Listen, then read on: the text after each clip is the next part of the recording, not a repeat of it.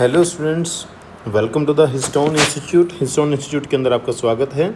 हमारा चैप्टर है biological classification और इस चैप्टर के अंदर हम देखने जा रहे हैं बेसिक्स ऑफ प्रोटिस्टा। इस वीडियो के अंदर हम पढ़ने जा रहे हैं बेसिक्स ऑफ प्रोटिस्टा के बारे में और ये हमारा है lecture number 7।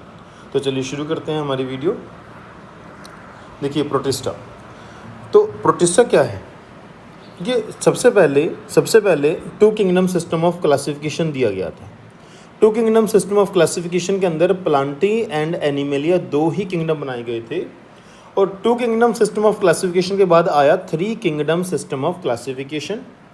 Three kingdom system of classification में जो थर्ड किंगडम ऐड किया गया वो कौन सा किंगडम ऐड किया गया? प्रोटिस्टा। कौन सा किंगडम ऐड किया गया? प्रोटिस्टा।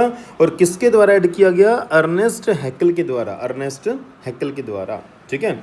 और इस किंगडम के अंदर सारे के सारे यूनिसेलुलर यूकैरियोटिक ऑर्गेनिजम्स को रखा गया। सारे के सारे यूनिसेलुलर यूकैरियोटिक ऑर्गेनिज्म को इसके अंदर रखा गया।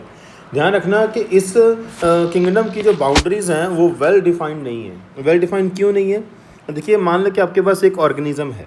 मान लो कि आपके पास एक ऑर्गेनिज्म है और वो ऑर्गेनिज्म किसी ए बायोलॉजिस्ट के लिए वो ऑर्गेनिज्म क्या है? फोटोसिंथेटिक प्रोटिस्टा है। लेकिन उसी फोटोसिंथेटिक प्रोटिस्टा को कोई दूसरा बी बायोलॉजिस्ट प्लांट बताता है। तो अलग अलग जो साइंटिस्ट हैं, अलग अलग जो बायोलॉजिस्ट हैं, वो एक ही ऑर्गेनिज्म को, प्रोटिस्टा के मेंबर्स को कुछ तो प्रोटिस्टा ही मानते हैं और कुछ प्लांट मानते हैं। Got it? इसलिए हम बोलते हैं कि प्रोटिस्टा की जो बाउंड्रीज हैं वो वेल डिफाइंड नहीं है। क्लियर?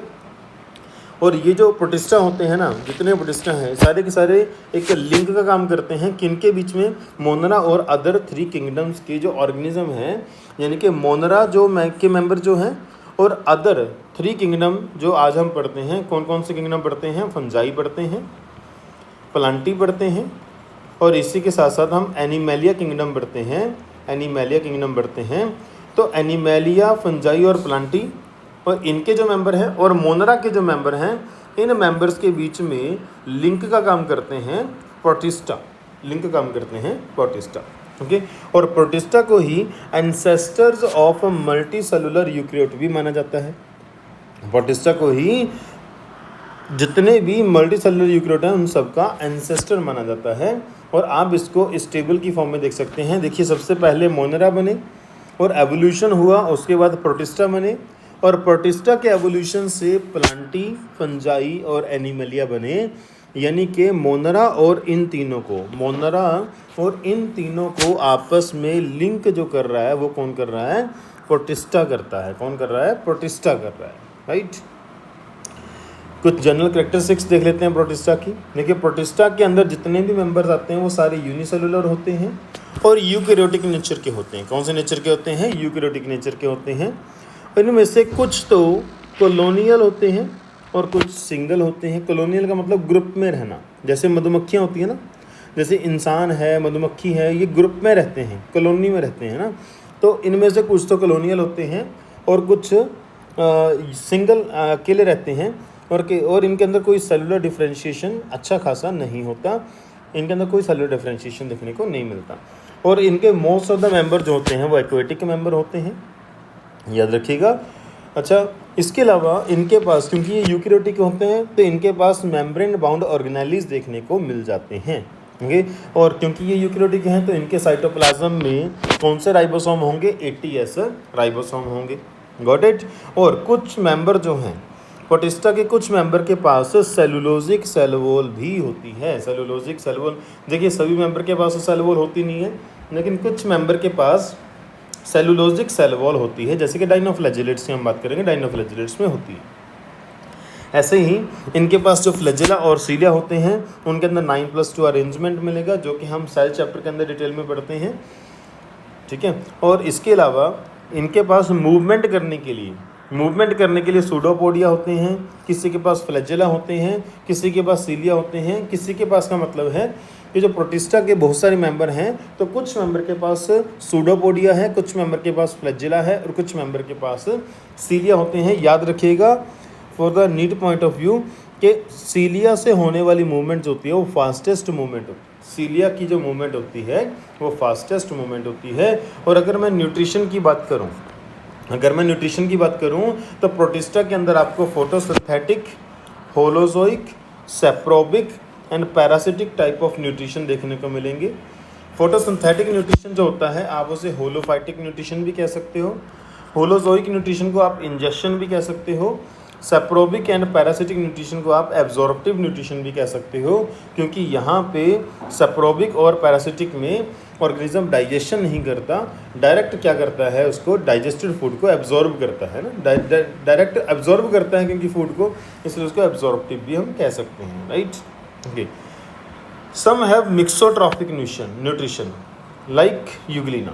देखिए युग्लिना जो होते हैं उनके पास मिक्सोट्रॉफिक का मतलब है उनके पास दो प्रकार का न्यूट्रिशन होता है, एक होता है सेप्रोबिक और एक होता है फोटोसिंथेटिक। गॉट इट, इस बात को याद रखिएगा, आगे जब युग्लिना में पढ़ेंगे तो थोड़ा डिटेल में चलेंगे, ठीक है। अगर रिप्रोडक्शन की बात करें तो रिप्रोडक्शन इनके अंदर सेक्सुअल और एसेक्सुअल दोनों होते हैं, सेक्सुअल और एसेक्सुअल दोनों रिप्रोडक्शन इसके अंदर होते हैं। और सेक्सुअल रिप्रोडक्शन के अंदर अगर हम देखें तो सेक्सुअल रिप्रोडक्शन के अंदर आपको या तो गैमेटिक मियोसिस देखने को मिलेगी। ओके, गैमेटिक मियोसिस का मतलब है कि गैमीट की फॉर्मेशन मियोसिस से हो रही है, गैमीट की फॉर्मेशन मियोसिस से हो रही है। गॉट इट, गैमेट की फॉर्मेशन जो है वो मियोसिस से हो रही है। ओके, और ऐसा डिप्लॉयड ऑर्गेनिजम्स के अंदर होता है। और दूसरा होता है जाइगोटिक मियोसिस, और जाइगोटिक मियोसिस का मतलब है कि जाइगोट बनते ही उसकी मियोसिस हो जाती है, और ऐसा होता है हैप्लॉयड ऑर्गेनिजम्स के अंदर। ओके, और ये कुछ डिसीज़ भी कोज करते हैं, तो कौन कौन सी डिसीज़ कोज करते हैं, सभी का तो नाम हमने नहीं लिखा, कुछ पॉपुलर जो है उनका नाम लिखा गया है, जैसे डिसेंट्री कोज करते हैं, मलेरिया कोज करते हैं, स्लीपिंग सिकनेस कोज करते हैं। तो इस तरीके से ये कुछ डिसीजेस को भी कोज करते हैं। अच्छा, प्रोटिस्टा को हमने क्लासीफाई किया है 3 ग्रुप्स के अंदर, ऑटोट्रॉफिक और फोटोसिंथेटिक में, कंज्यूमर एंड डिकम्पोजर में, एंड प्रोटोजोअन में। ऑटोट्रॉफिक और फोटोसिंथेटिक में कौन कौन से आते हैं, इसमें आते हैं क्राइसोफाइटा, डाइनोफ्लैजिलेट्स और यूग्लिनॉइड्स। क्यों? क्योंकि इन तीनों के पास फोटोसिंथेटिक पिगमेंट्स होते हैं और ये फोटोसिंथेसिस कर सकते हैं। कंज्यूमर और डिकम्पोजर, ये इसमें आएगा स्लाइम मोड। स्लाइम मोड जो होते हैं ना, ये एक टाइप की फंगस होती है, ये एक टाइप की फंगस होती है, या फिर आप इसको प्रोटिस्टन फंगस भी कह सकते हो। और फंगस होती है हमेशा डिकम्पोजर होती है, तो स्लाइम मोड भी कैसे हैं, डिकम्पोजर होते हैं। ओके, अच्छा, प्रोटोजोन की बात करें तो प्रोटोजोआ के अंदर फर्दर 4 सब ग्रुप आते हैं, जूफ्लैजिलेट, सार्कोडीन्स, स्पोरोजोन्स, सीलिएट्स। क्लियर, इन सभी को हम आगे चल के डिटेल में डिस्कस करेंगे। तो चलिए देख लेते हैं आज के इस टॉपिक के ऊपर कुछ क्वेश्चंस हमारे पास। फोटोसिंथेटिक प्रोटिस्टा आर, जो फोटोसिंथेटिक प्रोटिस्ट होते हैं वो कौन कौन से हैं इनमें से, कि यूग्लिना है, यस यूग्लिना है, डायटम्स है, यस डाइनोफ्लैजिलेट्स हैं। तो पहला ऑप्शन तो सही आ रहा है। अगला ऑप्शन देखते हैं, यूग्लिनॉइड्स सही है, स्लाइम मोड नहीं, स्लाइम मोड तो फंगस होती है, तो स्लाइम मोड जो है ये फोटोसिंथेटिक प्रोटिस्ट नहीं है। डायटम्स, यस डायटम्स है, जूफ्लैजिलेट नहीं, जूफ्लैजिलेट तो प्रोटोजोआ में आते हैं, और प्रोटोजोआ जो होते हैं ये एक प्रकार के एनिमल्स होते हैं, इनके अंदर फोटोसिंथेसिस नहीं होता। डेस्मिड्स, यस डेस्मिड्स हैं, और इसके अलावा सीलिएट्स नहीं, सीलिएट जो हैं वो भी प्रोटोजोआ में आते हैं, ये एक प्रकार के एनिमल है, इनके अंदर भी फोटोसिंथेटिक न्यूट्रिशन नहीं होता। तो first option is the right answer, first option is the right answer. आगे चलते हैं नेक्स्ट क्वेश्चन पे।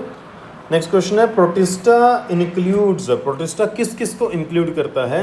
यूग्लिना आता है, यस। गोनेलैक्स आता है, यस। गोनेलैक्स किसका मेंबर है, डाइनोफ्लैजिलेट्स का, हम आगे चल के डिस्कस करेंगे। यीस्ट, यीस्ट तो फंगस का मेंबर है, यीस्ट प्रोटिस्टा में नहीं आता। अमीबा आता है, पैरामीशियम, यस पैरामीशियम आता है। हाइड्रा नहीं, हाइड्रा इज एन एनिमल, ये सिलेंट्रेटा में आता है, एनिमल किंगडम के अंदर हम इसको डिस्कस करेंगे।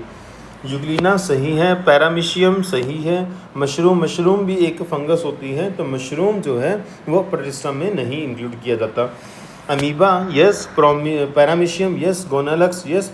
तो fourth option is the right answer. तो फोर्थ ऑप्शन में जितने भी नाम दिए गए हैं सारे के सारे प्रोटिस्टा में इंक्लूड किए जाते हैं। तो आज की इस वीडियो के अंदर इतना ही। आपको वीडियो अच्छी लग रही है तो हमारे चैनल को सब्सक्राइब करें, वीडियोस को लाइक करें, दोस्तों के साथ शेयर करें। अगर कोई क्वेरी है तो कमेंट करके पूछ लीजिए, डेफिनेटली हम आपको रिप्लाई करेंगे जल्दी ही। और जितना अच्छा हमें रिस्पांस मिलेगा उतने अच्छा हम और ज़्यादा कंटेंट आपको प्रोवाइड करने की कोशिश करेंगे। जल्दी ही हम आपको ये नोट्स भी PDF फॉर्म में अवेलेबल करवाएंगे हमारे व्हाट्सएप ग्रुप में अंदर। Thank you, have a nice day.